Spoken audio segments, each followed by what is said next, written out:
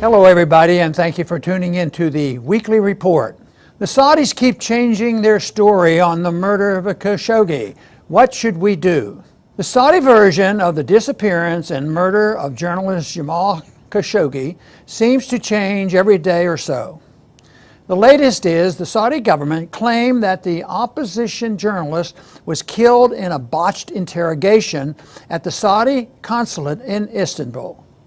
Or was it a fistfight? What is laughable is that the Saudi king has placed Crown Prince Mohammed bin Salman, a prime suspect, in charge of the investigation of Khashoggi's murder. Though the official story keeps changing, what is unlikely to change is Washington's continued relationships with Saudi Arabia. It is a partnership that is in no way beneficial to Americans or the U.S. national interests. President Trump has promised severe punishment if the Saudi government is found to have been involved in Khashoggi's murder. But he also took off the table any reduction in arms sales to prop up the murderous Saudi war on Yemen. It's all about jobs, said President Trump, so the Saudi killing of thousands in Yemen can go on. Some murders are more important than others, obviously. The killing of Khashoggi puts the Trump administration in a difficult position. President Trump views Iran as designated enemy number one.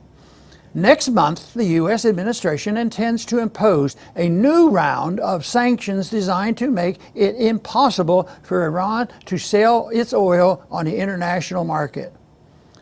To keep U.S. fuel prices from spiking over this move, Trump is relying on other countries, especially Saudi Arabia, to pump more and make up the difference. But the Saudis have threatened $400 a barrel oil if President Trump follows through with his promise of severe punishment over the killing of Khashoggi. The Saudis have also threatened to look for friendship in Moscow or even Tehran if Washington insists on punishing the regime of Riyadh. For a superpower, the U.S. doesn't seem to have many options. What whole mess reveals is just how wise our founding fathers were to warn us against entangling alliances. For too many decades, the U.S. has been in an unhealthy relationship with the Saudi kingdom, providing the Saudis with a U.S. security guarantee in exchange for cheap oil and the laundering of oil profits through the U.S. military-industrial complex by the purchase of billions of dollars in weapons. This entangling relationship with Saudi Arabia should end. It is unfortunate that the tens of thousands of civilians dead from Yemen to Syria due to Saudi aggression don't matter as much as the murder of one establishment journalist like Khashoggi.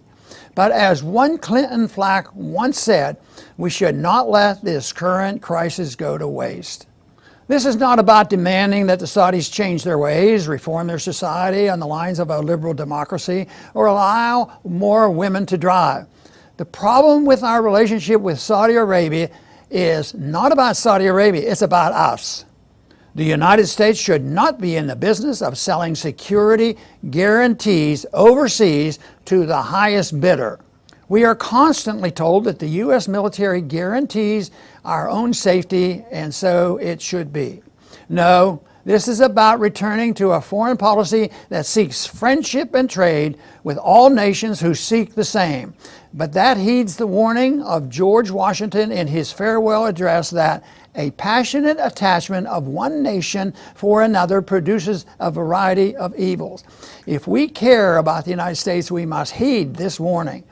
No more passionate attachments overseas. Friendship and trade for everyone. Thanks for tuning in.